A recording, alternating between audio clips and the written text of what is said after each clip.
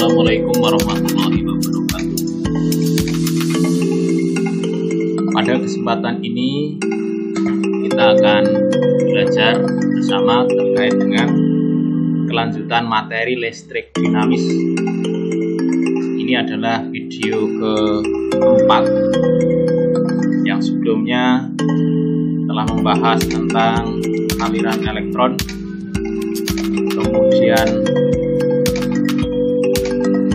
tentang tata cara memasang ampere-meter voltmeter dan melakukan percobaan hukum Ohm, kemudian menentukan besar hambatan penghantar. Pada kesempatan ini kita akan mempelajari tentang rangkaian hambatan listrik.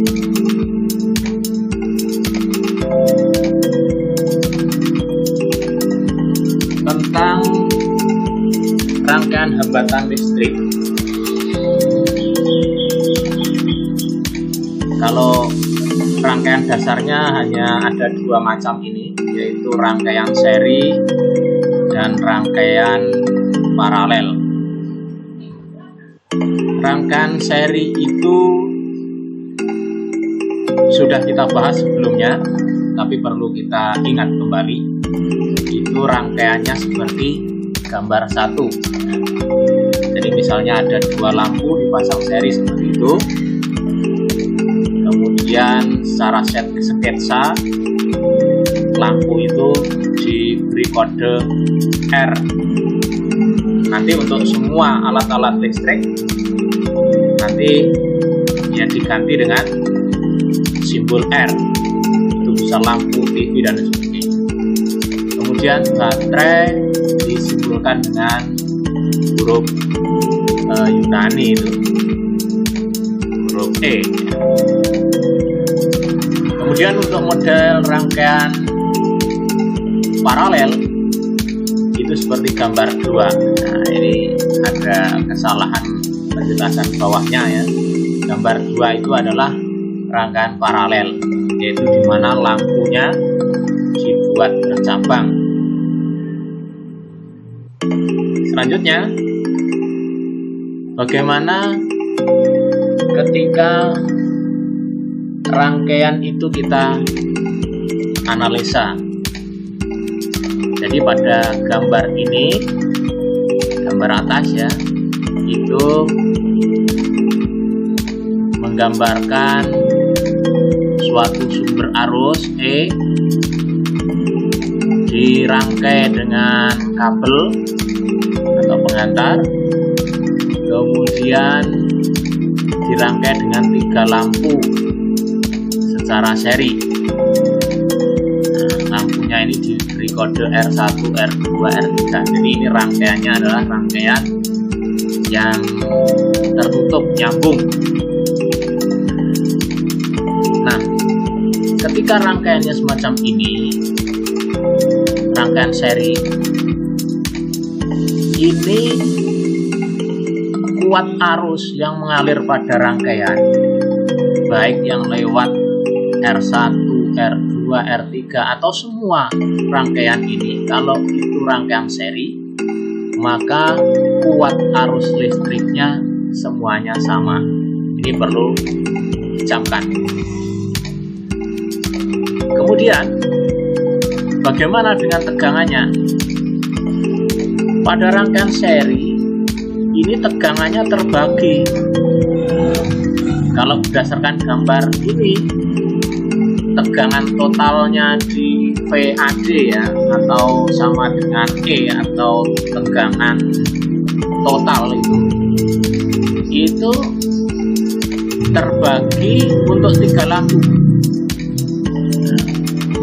yaitu tegangan antara titik AB, ini tegangan pada R1, tegangan pada titik BC, PBC, ini yang dialami oleh R2 atau lampu kedua, kemudian tegangan CD atau VCD, ini yang dialami oleh R3 atau lampu 3. Jadi pada rangkaian seri perlu dipahami, nanti tegangannya akan terbagi, di mana nanti akan berlaku tegangan total. Lihat di kotak biru, kotak hijau. Nah, ada rumus di situ. PAD ini tegangan total sama dengan tegangan sumber arus kalau dalam gambar ini. Kemudian jumlahnya itu sama dengan VAB ditambah TBC ditambah TCC. Ini perlu dicamkan ya. Pada seri itu tegangannya adalah masing-masing segmen itu tegangannya berbeda-beda. Yang berarti tegangan AB itu pasti lebih kecil dari tegangan sumber. Begitu juga pada tegangan BC, CD, ini tegangannya lebih kecil daripada tegangan sumber atau tegangan total. Nah, kita ingat hukum Ohm yang pada video sebelumnya telah kita bahas. Hukum Ohm itu kalau mencari V, rumusnya adalah I kali R. I kali R. Nah, begitu juga kalau mau mencari VAB, ini I kalikan R di antara AB. R di antara AB itu adalah R1. Ditambah dengan I kali R2. Ini untuk tegangan DC. Ditambah I kali R3. Ini tegangan CD. Nah, karena I-nya ini sama, baik R1, R2, R3 I-nya sama, maka bisa dibuat persamaan seperti itu, dikeluarkan I-nya, sehingga menjadi VAD sama dengan I kali R1 tambah R2 tambah R3.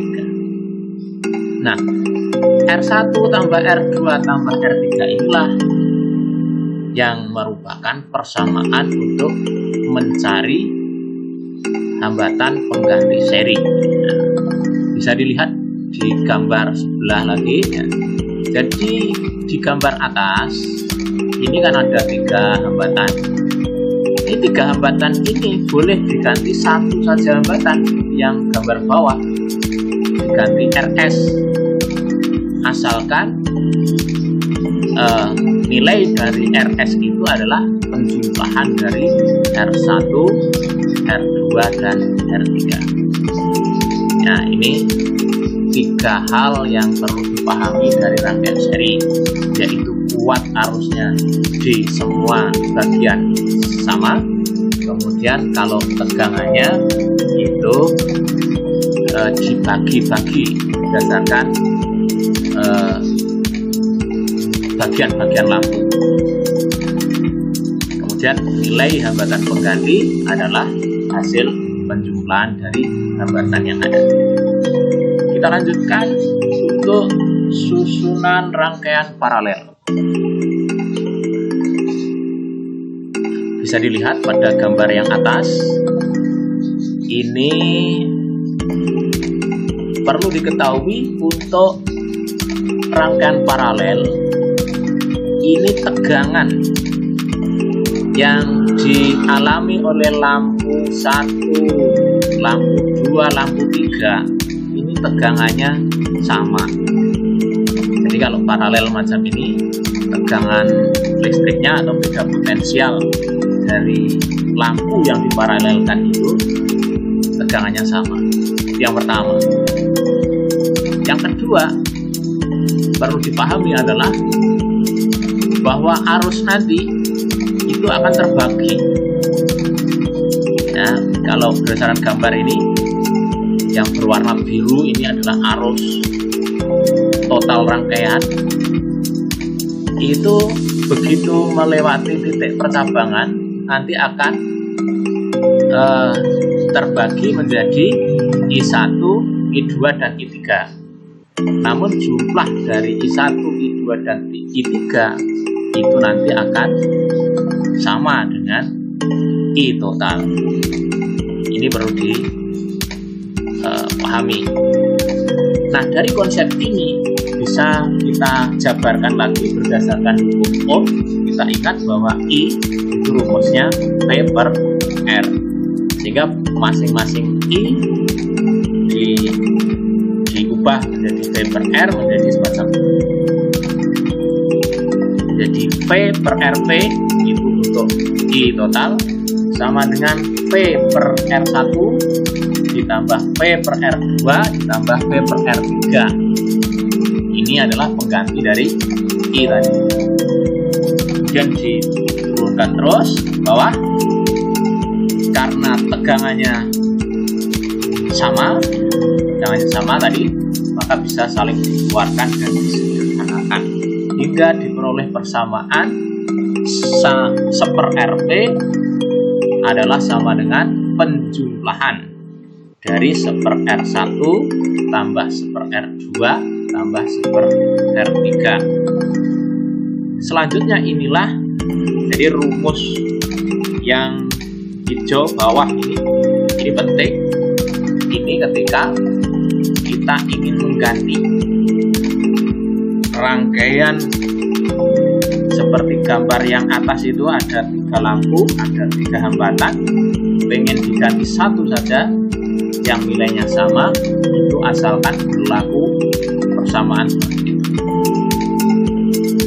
Nah, ini perlu hati-hati ketika menggunakan rumus seper RP ini, karena sering terjadi kesalahannya adalah bukan seper RP sama dengan seper R1 tambah seper R2 tambah seper R3, melainkan kebanyakan menulis langsung jadi RP sama dengan seper R1 ditambah seper R2 dan seterusnya. Ini salah.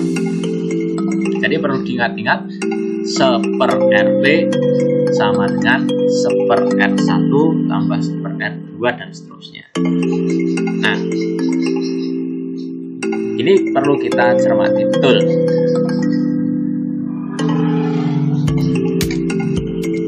Nah, dari apa yang saya sampaikan tadi, coba kita melakukan evaluasi apakah kita sudah memahaminya. Anda cermati model gambar 1 itu rangkaian hambatan seri, gambar 2 rangkaian hambatan paralel. Soalnya, jika Anda diminta merangkai lampu di perkemahan, Anda akan menggunakan rangkaian yang mana? Coba dijelaskan. Ya. Coba kita analisa. Ketika pilihannya adalah dirangkai seri, lihat gambar. Misalnya listrik itu kan menggunakan sumber tegangan normalnya kan 220 volt. Jadi VAD-nya itu 220 volt. Kemudian Anda merangkai lampu, misalnya 3 lampu, lampunya sama semua ukurannya. Nanti masing-masing lampu berapa tegangan? Masing-masing lampu, karena tadi lampunya sama misalnya, itu masing-masing lampu hanya memperoleh 1/3 ya dari tegangan total tadi. 220 dibagi 3, ini untuk satu lampu. Baik R1, R2, R3 tegangannya tinggal 1/3 dari tegangan yang seharusnya. Karena lampu itu, kalau Anda beli lampu, umumnya tegangannya yang diperuntukkan adalah 220. Maka pasti lampu yang Anda pasang untuk model gambar 1 yang seri ini nanti akan redup, bahkan lebih redup karena tegangannya kecil. Anda bayangkan jika Anda memasang 100 lampu dipasang seri, ya nanti tegangannya dibagi 100 kalau lampunya sama. Masing-masing lampu tinggal 2,2 volt. Redup sekali, bahkan ada yang tidak nyala. Nah, itu kelemahan yang rangkaian seri. Ditambah lagi kalau ada salah satu yang putus, maka dipastikan semua lampu tidak akan menyala, karena listrik harus tertutup rangkaiannya biar bisa mengalir. Ini kelemahan pada rangkaian seri, dan hendaknya ini tidak Anda pilih, termasuk ketika di rumah itu tidak menggunakan rangkaian seri untuk pasang lampu ya, karena tegangannya akan rendah yang digunakan oleh lampu itu.